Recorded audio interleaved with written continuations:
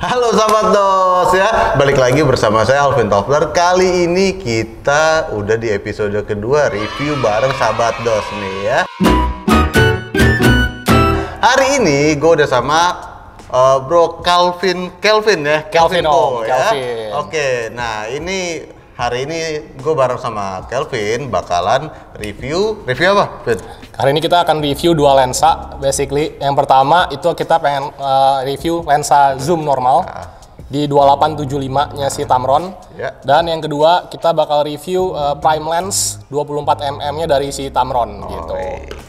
Gila. Jadi teman-teman, hari ini kita bakalan review 2475 sama 2875 ya. dan 24mm prime dari si Tamron. Betul. Nah, buat teman-teman sahabat dos yang pengen ikutan review, yang pengen ikutan lihat-lihat barang, nyobain barang ya, bisa langsung WhatsApp kemana? Ke sini aja ya, biar nanti editor yang buyang ya. Oke. Nah, sebelumnya lu jelasin dulu dong latar belakang lu apa sih sebenarnya, hobinya fotografi atau memang pekerjaan lu sebagai fotografer atau gimana? Ya, salam kenal semua sahabat dos segala macam. Gua Kelvin, basically gua hybrid, gua main fotografi tapi gue juga videografi. Cuman lately terakhir gua banyakan main di videografi gitu. Banyakan gua main di commercial product B-roll kayak gitu. Gitu. Oh, iya. Jadi kalau gue bilang lu secara profesional ya udah profesional ya. Karena lu menjadikan fotografi sama videografi jadi duit. Yes, betul. Gitu jadi ya? bisnis lah, boleh dibilang gitu ya. Nah, boleh sebutin nggak Instagram atau YouTube lu? Instagram gua @ck.kelvinco dan YouTube gua kalian bisa cari di Kelvinco aja. Oke, gitu. jadi buat teman-teman yang mau lihat aktivitasnya Kelvin bisa langsung ke WhatsApp-nya. WhatsApp lagi, jangan. Instagram. WhatsApp itu nanti biar mesra ya. Ya, bisa ke YouTube-nya atau ke Instagram-nya ya. Ada di bawah sini nih nanti ya. Oke, kita tadi Kelvin sebenarnya udah nyobain nih dua lensa ini ya. Kalau gue pribadi kita sih udah pernah nyobain nih yang ini karena emang 2875 ini lensa ya favorit Normal. Semua orang. Iya, normal ini zoom banyak lens. banget ya.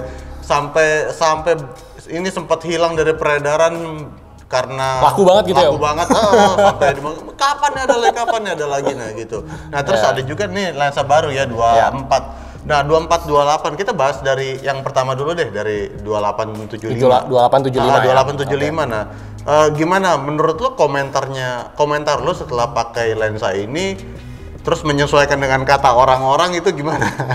Jadi kalau bahas tentang yang 2875 nih, gue baru pertama kali nyobain ini, tapi gue cukup impress sebenarnya sama image quality-nya yang pertama. Karena dengan normal zoom lens itu kalau ngomongin pricing ya, maksudnya itu rata-rata mahal om. Gitu rata-rata di 15. Apalagi 28. Oh iya, 15 juta plus ke atas lah gitu. Nah cuman ini Tamron bisa ngasih salah satu yang affordable options, tapi secara quality dia nggak jauh om bedanya. Sama yang kayak level-level native lens gitu ya maksudnya. Ini cukup bagus gitu, dan secara autofocusnya pun gue cukup puas sih maksudnya. Maksudnya ini kan gue banyak main video juga kan, jadi maksudnya kadang-kadang kalau pakai autofocus gitu, ya ini juga cukup reliable gitu loh, maksudnya cross dari 28 even sampai 75-nya kayak gitu. Terus kalau dari sisi sharpness-nya mungkin kalau dibandingin sama prime lens ya pasti masih lebih kalah lah ya gitu lah. Tapi kalau misalnya secara cukup sih, gue boleh bilang nih ini cukup banget gitu secara sharpness kayak gitu. Terus nextnya ini sebenarnya menurut gue si Tamron ini cocok banget buat travel lens om. Gitu. Kenapa ini gue bilang cocok banget buat travel lens? Karena focal length-nya kan normal nih dari 28 sampai 75. Cuman gue personally gue pakai zoom pakai Alpha 73. Gue pakai full frame kamera gitu. Jadi di sini gue bisa pakai APS-C mode om. Gitu. Nah APS-C mode maksudnya gue crop lagi 50% dari si Alpha 73-nya sensornya. Jadi bisa memberikan focal length sampai dari 75 gue tambah 50%, itu gue bisa dapat sampai sekitar 112 mm focal length-nya. Jadi kasarnya nih gue bisa dapat dari 28 sampai 112, which is itu menurut gue buat travel lens ini udah cocok banget deh, kayak lo bisa bawa all in one lens gitu, dan lightweight banget gitu, kayak enteng banget bos ini gitu loh maksudnya. Dan misalkan lo malam-malam mau cari bokeh ataupun mau cari yang bukan gede buat ngebeli, bisa banget om. Ini soalnya bukan lebar banget nih, f2,8. Lo udah tahu belum kalau misalkan lensa ini tuh weather shield? gue tadi gak sempet lihat sih jujur ya gitu. Mungkin gue fokus sama feature saya, gue belum lihat detail. Tapi ini weather shield ya? Iya, weather shield. Yes, ini kalau saya lihat nih weather shield guys, gitu. Keren banget sih ini. Menurut gue untuk teman-teman yang emang nyari budget atau mungkin yang budget lensa untuk yang normal zoom lens, saya pasti kepake sih normal zoom lens.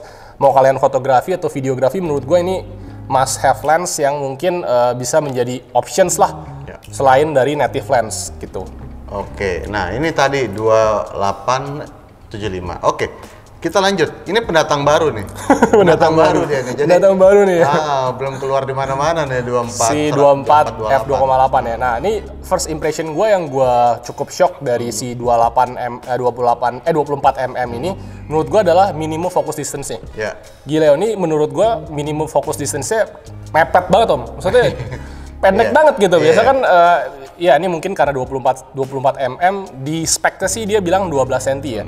But in realnya menurut gue ini lebih deket lagi om ya. Maksudnya ini bisa sampai mungkin 10 cm kali focus distance-nya gitu. Jadi kayak kalian bisa bener-bener deket banget, close up banget ke subjek dan still in focus gitu loh maksudnya. So very useful especially buat mungkin fotografi gitu ya. Mungkin kalau mau fotografi yang deket-deket ini bisa banget. Dan ini gue pertama langsung notice kalau dia sebenarnya weather shield, kayak gitu.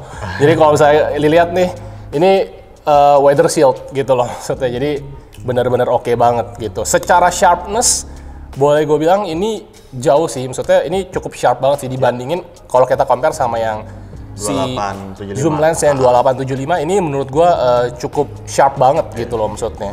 Karena ini macro lens juga sih, kayak gitu. In terms of pricing, kalau boleh gue bilang kayak ini benar-benar value for money banget sih, benar-benar 6 jutaan lah, sekitar 6 jutaan dan kalian bisa mendapatkan quality yang menurut gua juga bagus nih, menurut gua nggak jauh, maksudnya nggak jauh dari even native lens gitu ya. Mungkin yang berbeda adalah efek aperture-nya aja gitu. Efek aperture-nya kan mungkin ini kan 2,8 gitu ya. Kalau misalnya yang mungkin kita compare sama misalnya let's say GM kan 1.4 gitu kan, mungkin itu agak jauh gitu loh secara efek aperture. Cuman secara quality menurut gua nggak terlalu beda jauh sih gitu, karena ini dengan harga segini you cannot ask for more sih menurut gua. Kayak gitu. Ini udah in terms of price udah bagus banget ya. Udah bagus banget dan satu lagi ini menurut gua super lightweight gitu. Jadi kalau misalnya kalian pakai 24 mm ini, kalian bisa sambil pegang kameranya, kalian pegang gini dan kalian bisa sambil vlogging. Dan itu kalian nggak akan kecapean gitu maksudnya, karena ini enteng banget gitu loh maksudnya. Jadi secara overall menurut gua kalau misalnya dua lensa ini digabungin gitu ya, ini bisa menjadi combo atau compact lens gitu untuk sebenarnya buat travel. Jadi kalian cukup kasarnya bawa dua ini aja, satu prime lens nih, misalnya kalau mau foto yang deket-deket kayak gitu, atau mungkin buat vlogging kayak gitu, ini useful banget dan enteng banget gitu. Dan satu lagi untuk general purposes, si 2875 f2,8-nya ini buat fotografi, buat yang jauh segala macam bisa cover sampai 112 mm karena pakai APS-C mode kalau kalian di full frame kamera kayak gitu om menurut gua. Nah, dari kalau misalkan lu kan foto tapi video juga nih. Dari sisi video focal length 24 itu menurut lu gimana? Kalau dari video menurut gua 24 butuh banget sih om. Karena kadang-kadang kalau misalnya gua nge-shoot, let's say misalnya gua pengen, misalnya style gua nih kalau misalnya gua opening video nih, gua biasa kasih kayak produk shootnya yang wide-nya dulu gitu loh om. Nah itu menurut gua pakai 24 berguna banget gitu. Gua bisa panning push in atau kayak gimana tuh pakai lensa wide tuh 24 berguna banget. Dan dia prime kan, maksudnya untuk produk-produk kayak produk-produk B-roll itu butuh sih lensa prime karena buat dapat sharpness-nya gitu maksudnya. B-roll itu kebanyakan pakainya wide ya. Sebenarnya tergantung kebutuhan sih om. Makanya yang lensa zoom ini menurut gue juga dibutuhkan gitu. Kadang-kadang kalau misalnya gue pengen ngambil yang agak tight, misalnya di 50 nih kayak gitu, ya gue bisa ambil di 50 gitu. Misalnya contoh gue kemarin baru ada project nge-shoot yang di kitchen misalnya, kan dia masak tuh goreng-goreng. probably gue nggak pakai 24 gitu, karena gue harus jarak jauh, karena dia kan mungkin takut api om, takut api om, jadi iya belum kebal, jadi gue mungkin pakai 50 atau pakai 70, terus gue pakai, kalau gue pakai 75an, gue mungkin pakai gimbal gitu kan, supaya gue bisa jaga jarak juga gitu, tapi gue bisa dapet the shot juga kayak gitu. Jadi nanti kita tampilin kali ya, nanti gue minta hasilnya ya, jadi kita tampilin karya Calvin nanti. Boleh. Setelah ini ya. Siap. Oke. Nah ini Vin, tadi kan kita udah bahas nih, udah banyak. Kayaknya dari tadi gue ada yang harus, misalkan kalau dari sisi itu kan tadi plus, ada beberapa plusnya, ada beberapa kekurangan nggak yang bisa misalkan ini kurang apa ada yang menurut lu gimana? Yang gue berasa sih cons-nya gitu ya. Dua-duanya sama sih. Cons gue dia nggak ada autofocus dan manual focus switch. Oh, switchnya nggak ada gitu. Jadi maksudnya kadang-kadang tunggu bentar, gue mau garuk-garuk lupa. Nah, jadi menurut gue cons-nya itu sebenarnya sama sih, karena gue sering banget pakai autofocus dan manual focus switch, tapi di sini gue nggak find it gitu. Jadi kadang-kadang gue harus balik lagi, gue kan pakai custom button gitu, gue pakai ganti autofocusnya, gue ganti jadi manual focus kayak gitu. Jadi mesti pakai cetek-cetek di sini agak beberapa step further lah. Padahal kalau misalnya di sini ada autofocus dan manual focus switch, kita can easily klik dan dia langsung switch gitu. Kadang-kadang gue butuh cepet juga sih. Kadang-kadang misalnya gue videoin people dan gue misalnya pakai autofocus, gue video misalnya. Dan misalnya tiba-tiba ada produk, gue pengen dapetin fokusnya, gue ganti manual dan lebih beberapa step further aja sih sebenarnya gitu. Mungkin cons-nya dari gua itu sih yang benar-benar noticeable, which is itu autofocus sama manual focus switch gitu. Siapa tahu nanti didengerin Tamron terus dia bikin switch manual autofocus. Iya, betul. Tapi jujur gue seneng banget sih sama ini, karena ini benar-benar lightweight banget, kayak enteng banget gitu. Maksudnya kalau misalnya gue pakai tas lempang yang kecil gitu, buat jalan-jalan kayak gue hangout atau mungkin gue travel light misalnya, nggak jauh-jauh, gue tinggal masukin dua lensa ini gitu kan, satu ini buat vlogging, terus satu lagi ini buat general purposes, beres gitu. Dan anyway dua ini digabungin juga paling berapa ratus gram, kayak masih enteng banget gitu loh maksudnya. Gitu, oke. Gitu ya, jadi overall ini lensa sih oke banget ya buat lo yang mau coba-coba alternatif lain gitu. Nah, sahabat DOS, mungkin segitu aja dari kita.